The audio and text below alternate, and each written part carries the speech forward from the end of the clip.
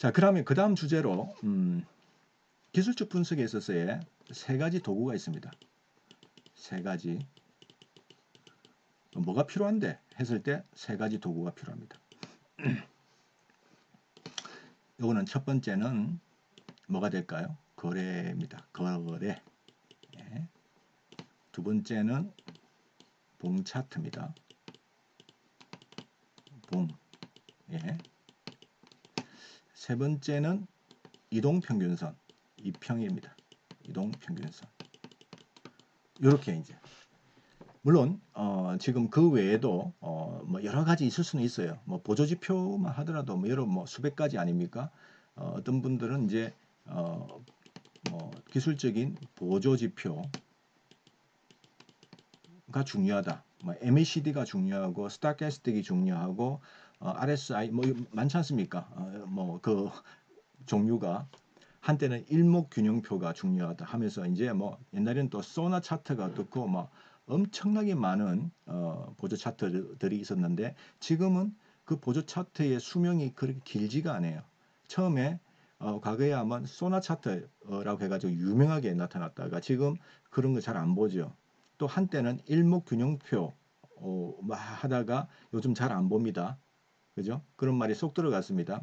그 무슨 말인가 하면은 그게 정말로 잘 맞아 들어간다면은 지금도 똑같이 거기에 대해서 많은 이야기들이 나와야 되는데 그렇지 않다는 거죠.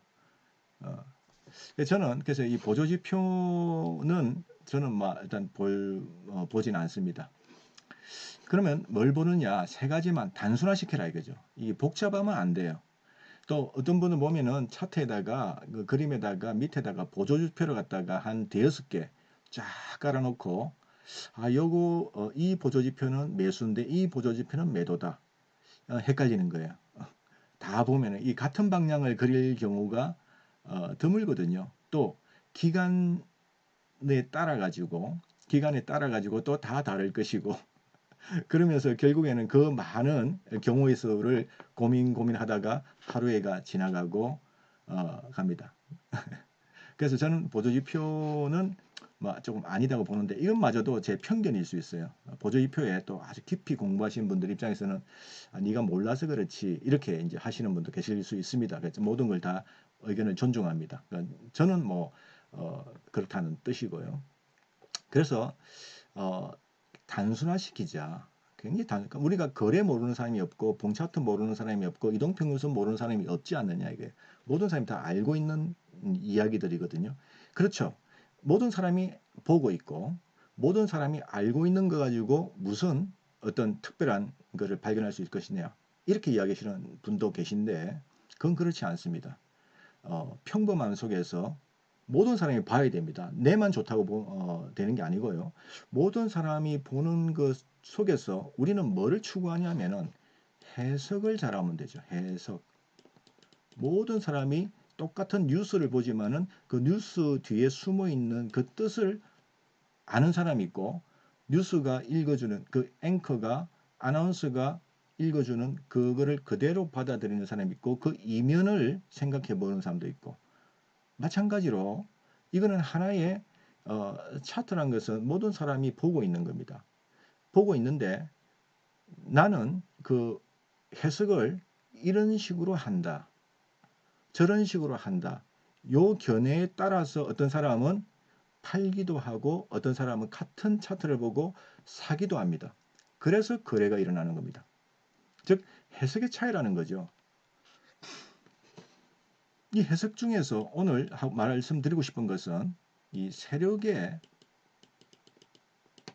해석이 세력의 동향, 의도, 세력의 생각 이게 중요하다고 저는 생각합니다.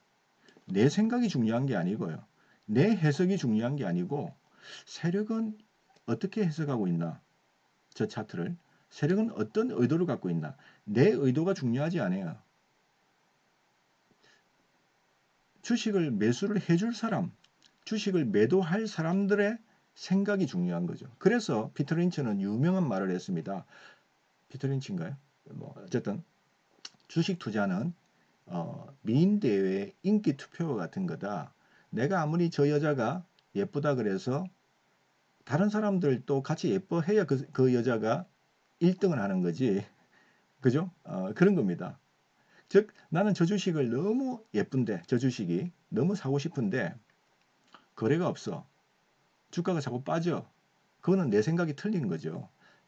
대중들은 많은 사람들은 그 회사에 대해서 좋게 생각하지 않는 겁니다. 그러면은 그쪽으로 따라 붙어야 됩니다. 내 생각을 고집해서는 안 된다는 거죠. 내 생각을.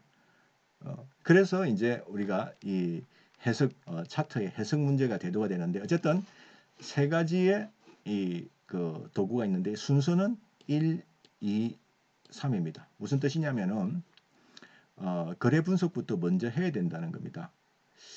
그 기세라고 있어요. 기세. 요게 요즘은 쓰는 말이 아닌데요. 제가 옛날에 우리 처음에 증권사에 입사를 해가지고 이제 교육을 받을 때 뭐 기세란 단어를 이렇게 교육을 받았습니다. 저도 뭐 기세가 뭐냐 이게 일본 말 같은데 이겁니다. 가격이 움직이지 않는 거, 가격이 움직이지 않는 거를 기세라 그러더라고요. 그런데 가격이 움직이지 않는다 그래서 거래가 있지 않을까요? 거래는 일어납니다. 가격이 움직이지 않아도. 그죠? 사고 팔고 가격이 공교롭게도 한 가격에서 이루어진다면은 일정 기간 동안에 한다면은 주가는 움직이지 않는데 거래는 증가되는 거예요. 시간이 가면 갈수록 거래는 계속 증가가 될 겁니다. 그래서 우리가 먼저 알 수 있는 시간적으로 우리가 먼저 정보를 알 수 있는 것은 거래라고 봅니다. 이후에 주가가 뭐 올라가든 빠지든 움직인다는 거죠. 거래가 먼저 있고 나서 그 다음에 주가가 움직입니다. 그래서 넘버 2 우리가 봐야 될 건 요 봉차트. 예, 가격의 움직임이죠. 그 다음에 이 가격의 움직임이 평균 에버리징 된 거, 무빙 에버리징이라죠. 그게 이제 이동 평균선입니다. 요 가격이 결정되고 나서 종가가 결정되고 나서 요게 누적이 돼 가지고 그 다음에 22평이 5일평이 또 60일 2평이 결정되는 겁니다. 그러니까 자연스럽게 이동 평균선은 세 번째로 봐야 되는 겁니다. 첫 번째 볼 것은 거래다. 이 순서가 굉장히 중요합니다. 그러면 보조지표는 어디에 있겠습니까? 이동평균선 이 모든 것이 결정되고 나서 보조지표는 결정이 됩니다. MACD 저거 뭡니까? 스타캐스틱 뭐 이런 것들이 이런 것들이 결정이 되죠. 그때부터 뭐 이동평균선이 뭐 크로스가 나오면 어떻고 뭐 그런 이야기가 이제 결정됩니다. 순서가 그렇다는 거죠. 이렇게.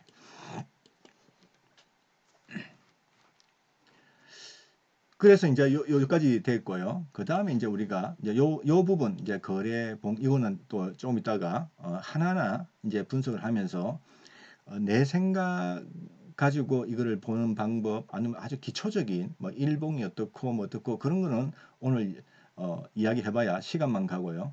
그런 초보적인 이야기는 하지 않고 그야말로 청기누설이라고 그랬죠. 예, 조금 고급 단계에서 세력이 어떻게 저거를 이용을 하는가까지 우리가 가야 된다는 거죠.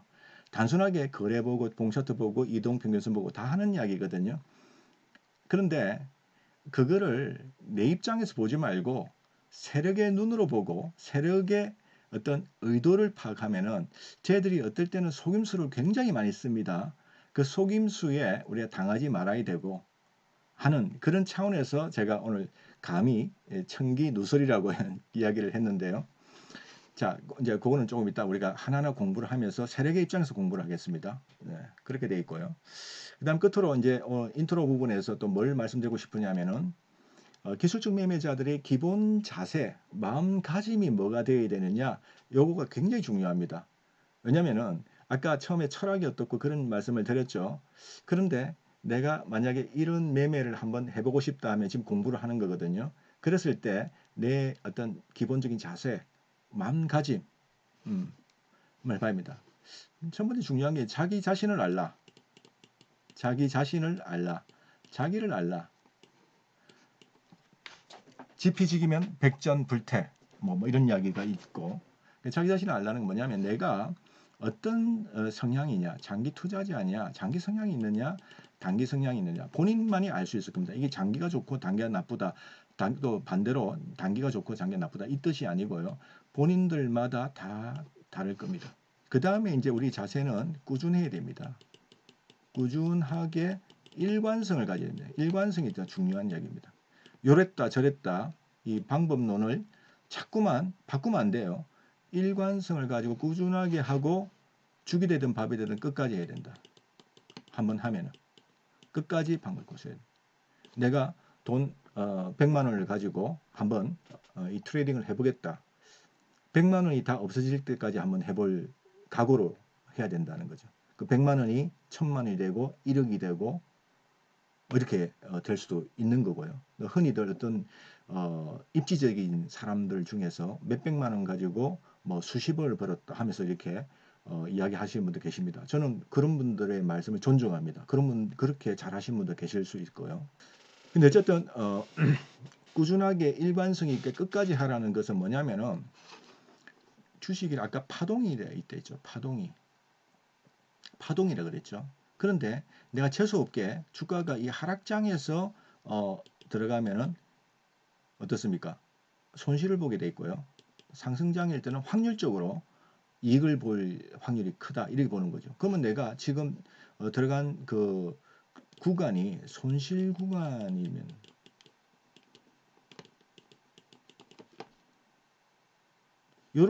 여기에서 포기를 하고 나면요. 열심히 손실을 보다가 아닌개벼 하고 나면 그 다음부터 이익 구간이 반드시 옵니다.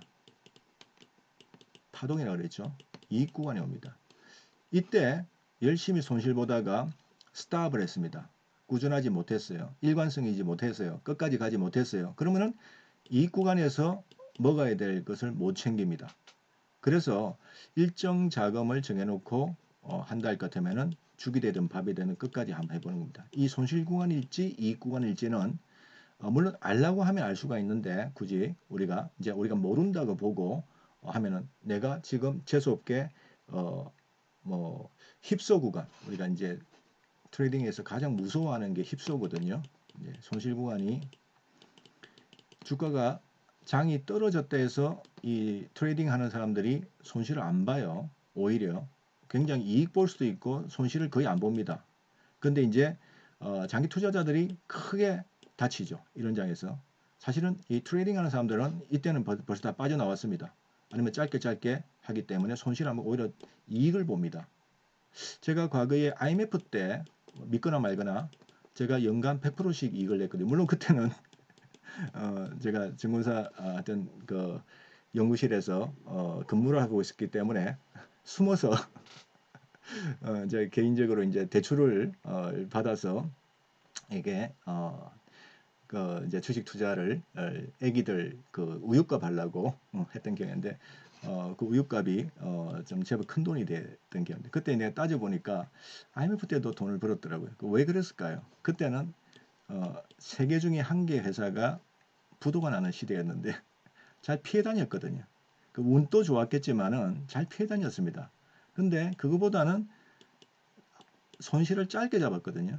아니 싶으면 빠져나오고 그런 식으로 이 스무드하면 왔다 갔다 뭐랄까요? 숨바꼭질 하듯이 시장과 했는데 그게 또 운도 좋았고 근데 그때는 트레이딩을 했습니다. 예. 지금 생각하니까 그때 뭐 돈도 그렇게 많지 않았을 거예요. 뭐. 자 그런데 지금 제가 말씀드린 이 손실 구간이 그냥 주가가 하락장이다. 이 이야기를 하는 게 아니에요. 트레이딩은 하락장에서도 더 강할 수가 있습니다. 아까 말씀드린 것처럼. 근데 이 트레이딩의 손실 구간은 언제가 내가 크냐면 이 힙소 구간입니다. 사실은 힙소. 이 톱니바퀴라고 그래요. 톱니바퀴. 그러니까 톱니바퀴처럼 이렇게 삐찍삐찍삐찍 움직이는 거. 방향성 없이. 예. 좀 샀는데 빠져. 그러면 손절을 쳤어. 다시 또 모양이 좋아져서 또 샀어. 또 이제 좀 가면 좋은데 못 가고 이렇게 빠질 때가 있지 않습니까? 요거는 이제 힙소라 그럽니다. 이 힙소 구간에 접어드는 것을 우리는 손실 구간이다 이래 보거든요. 근데 힙소인지 아닌지 어떻게 합니까? 모르거든요. 주식이라는 게 이 힙소를 이렇게 하다가 추세가 납니다. 어느 순간에. 이 힙소 구간에서 제 말씀은 멈추면 손실만 보다가 그 다음에 오는 이 즐거움을 맛보지 못하는 거예요. 우리가 2차 배터리를 보면 우리가 알 수가 있습니다. 작년 내내 이렇게 빠졌습니다. 작년 내내. 이때 계속 손절, 뭐 이렇게 손해보다가 올해 3개월 동안 이렇게 올라간 거예요. 이 정도. 딱 3개월 걸렸습니다. 이 주도주가 탄생할 때. 그동안에 1년 한 6개월 주가가 계속 빠졌고요. 다른 것도 말할 것도 없고, 지금은 가장 좋은 2차 배터리마저도 이런 구간이 있었거든요. 손실 구간이. 예. 조금 올라가다가 얻어맞고, 조금 되는 것 하면 얻어맞고, 이렇게 하다가 올해 딱 3개월 만에 이렇게 시세가, 에코프로가 저렇게 시세를 냈습니다. 그러면 이때 실컷 뭡니까? 손해보다가 버티다가 정말 재수없는 사람은 이때 사가지고 에코프로를 작년 말에 도저히 못 참겠다. 예를 들어서 이러고 나서 여기서 손절을 쳤다 합시다. 예를 들어서 손절을 쳤어요. 뭐 손절 칠 수는 있죠. 왜냐하면 주가가 더 빠질 수도 있는 거니까 그건 아무도 모른다고 보고 여기에서 도저히 못 버티겠다 해서 손절을 쳤습니다. 근데 이렇게 올랐지 않습니까? 빨리 올라타야죠. 초반기 국면에서는 적어도. 지금은 가격 부담 때문에 뭐 좀 겁을 먹을 수 있을런지 몰라도 내가 손실만 실컷 보고 나서 이제 초반에 쫓아가지 못하면은 이거 완전히 이제 뭐 우리가 흔한 말로 돼 버리는 거죠. 완전히 입장이 돼 버린다는 거죠. 그런 겁니다. 투자는. 그래서 우리의 자세 중에 가장 중요한 것은 꾸준하게 일관성 있게 끝까지 해야 되고 재수없게 손실 구간, 이 힙소 구간에 있다고 하더라도 이 힙소가 계속되지는 않습니다. 언젠가는 방향을 타게 돼 있습니다. 언젠가는 그 부분을 우리가 노리면서 가야 된다. 자, 그 다음에 이제 마음 자세 중에 또 뭐가 또 있어야 되냐면은 아까 말씀한 연결시키려고 하는 건데요. 돈이 몰리는 곳에